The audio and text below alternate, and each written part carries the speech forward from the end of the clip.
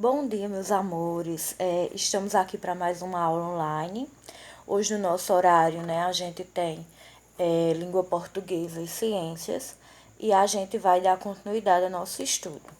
Começando por língua portuguesa, né? Na aula anterior, a gente trabalhou uma interpretação do texto, né, na ponta da língua e a gente fez a interpretação do texto em nós. Eu já corrigi com vocês e orientei na página 64 e 65 e 66.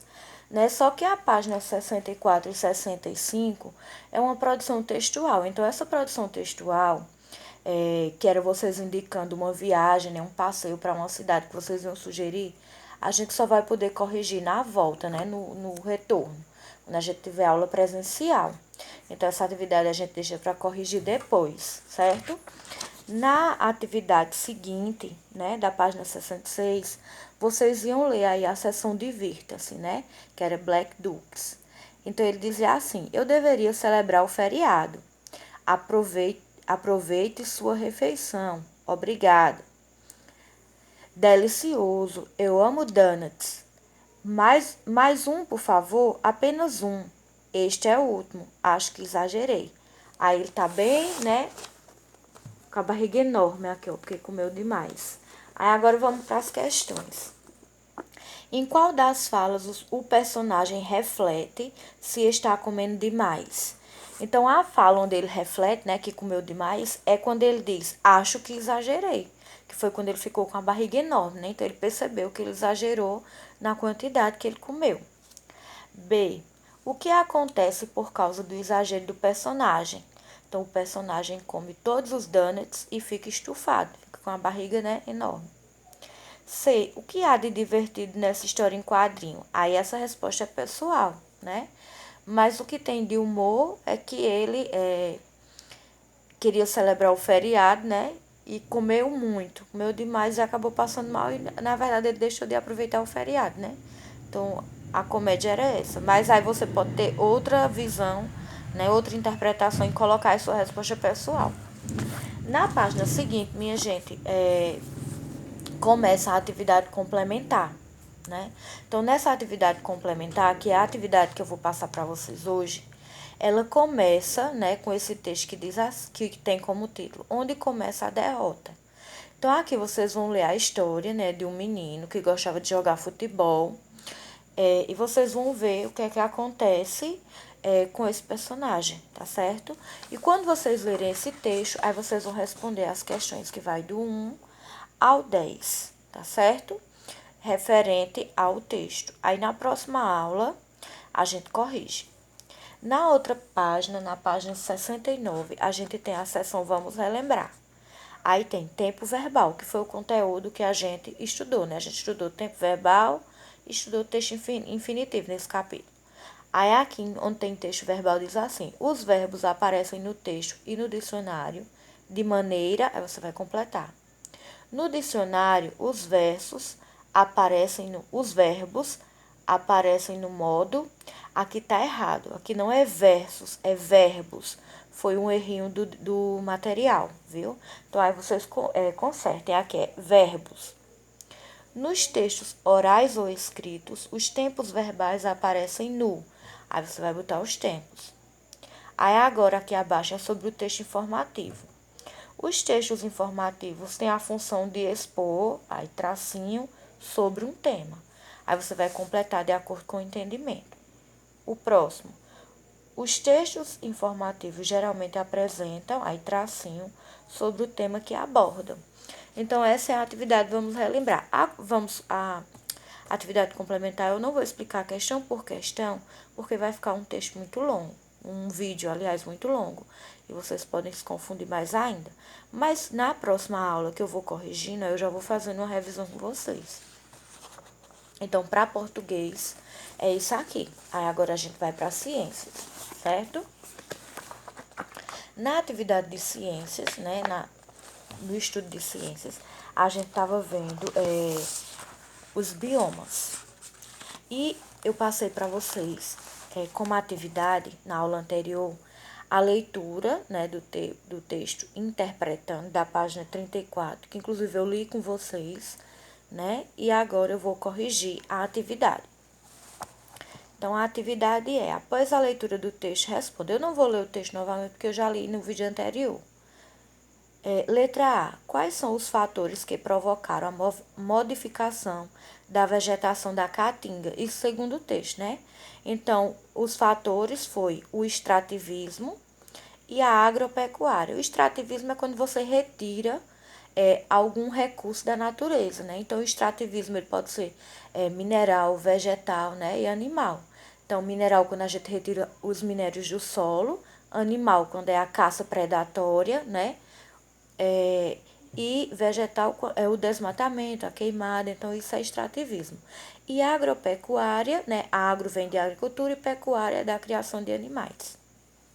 B. O que você entende por desertificação? Agora procure no dicionário o significado de desertificação e, se necessário, complete a sua resposta. Então, desertificação, o nome já diz, né? Vem da palavra deserto. E a gente sabe que o deserto é um lugar onde chove pouco, né? Onde é um clima muito seco. Aí aqui a resposta que tem no módulo é processo, que é o que vocês vão encontrar no dicionário, né? Ou assim ou parecido. Processo de modificação ambiental que leva à formação de uma paisagem árida ou desértica, certo? Então, essa era a resposta. C. Qual é a relação entre a vegetação e o processo de desertificação?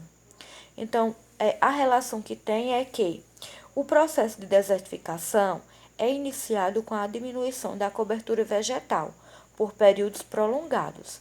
A ausência da vegetação altera as propriedades do solo e provoca sua degradação. Então, quanto mais a gente desmata, mais a gente acaba empobrecendo o solo, né?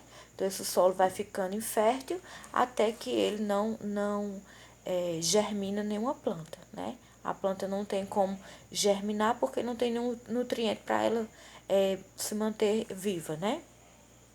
D. Nas áreas de caatinga, o que pode ser feito para evitar a degradação do solo e o processo de desertificação? Então, o primeiro passo é a preservação. A gente primeiro tem que preservar, né, a vegetação. A gente pode também fazer o reflorestamento, caso seja necessário a retirada dos vegetais, da vegetação, aliás, vocês poderia ser feito o reflorestamento, né? Porque aí seria um prejuízo menor. A recuperação das áreas degradadas e formas de uso sustentáveis do solo devem ser incentivadas. Então, fazer o uso correto do solo para que ele sofra o mínimo possível de prejuízo. Então, essas eram as respostas. Se vocês fizeram parecidos, né, então está ok. Vamos agora para a atividade da página 35, que no número 1 era um texto lacunado, né? Que dizia assim, completa as frases. A é a vegetação característica do Nordeste brasileiro. Então, é a caatinga, né? Que inclusive a gente leu no texto anterior, que é a vegetação característica do Nordeste brasileiro. B, na caatinga chove, aí vocês vão completar com pouco.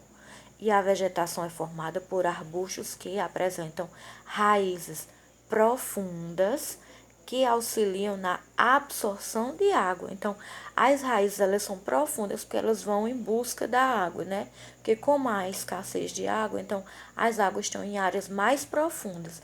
Então, as raízes elas são mais alongadas porque elas vão em busca dos lençóis freáticos. C. Os animais da caatinga têm pele grossa, que pode ser coberta ou não por escamas, porque é um clima quente. Então, essa cobertura, essa pele grossa, né, ela protege do calor. 2. E também de se arranhar, né, na vegetação, por ser uma vegetação espinhosa. 2. Qual é a vegetação predominante na região centro-oeste? Como é caracterizado o clima nessa região? Então, de acordo com o texto, né, que a gente estudou sobre a vegetação do centro-oeste, a gente viu que a vegetação predominante lá é o cerrado, é a vegetação predominante na região centro-oeste, que apresenta clima com duas estações, que é o inverno seco e o verão chuvoso. Então, essa é a característica, né, do clima desse tipo de vegetação, dessa região. 3. Leia as descrições e indique o bioma a que se referem. O clima é quente, com prolongadas estações secas, e o regime de chuvas influencia a vida de animais e vegetais, que é a caatinga. Você ia completar aí com caatinga. B. Duas estações bem marcadas caracterizam este bioma: inverno seco e verão chuvoso. Então, aqui está falando do bioma cerrado. C. A maior parte das plantas possuem troncos e galhos retorcidos, raízes profundas e caules de cascas mais grossas e folhas espessas. Então, essa característica é também do cerrado. D. A maioria dos animais deste bioma tem hábitos noturnos, o que evita que se movimentem em horas mais quentes. Então, aqui é a caatinga, né, que é a região quente. Neste bioma, são comuns árvores baixas e arbustos. Espinhos estão presentes em muitas espécies vegetais. Inclusive, eu já citei acima, né, anteriormente. Então, aqui é a caatinga.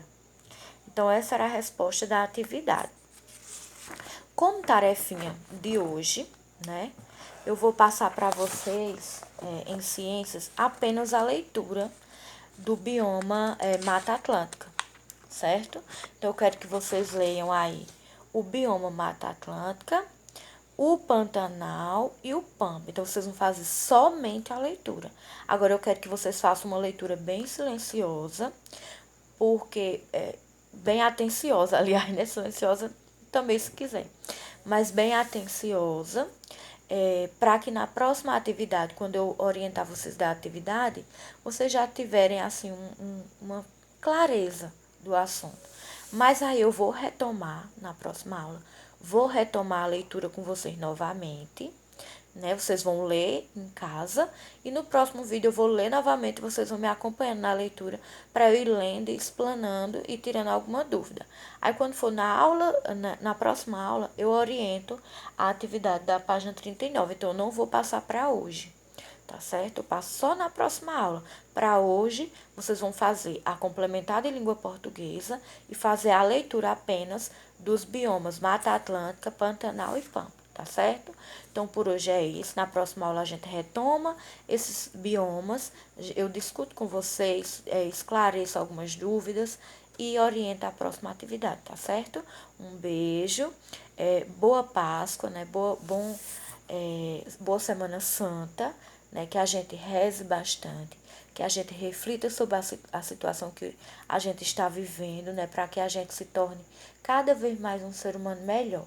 Então, eu vou mandar a lembrancinha de vocês da Páscoa na próxima quinta-feira. Vou colocar o cronograma, né?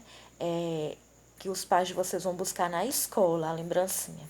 Aí eu vou colocar, esclarecer bem direitinho no grupo, né? Porque não pode aglomerar pessoas, então eu vou dividir o tempo, né, entre 3 pessoas. Então, por exemplo, de 8 a 8h10, aí 3 alunos vão. Mas esse cronograma eu vou colocar no grupo, tá certo? Para os pais de vocês verem, porque não é necessário vocês irem pegar na escola, apenas os pais.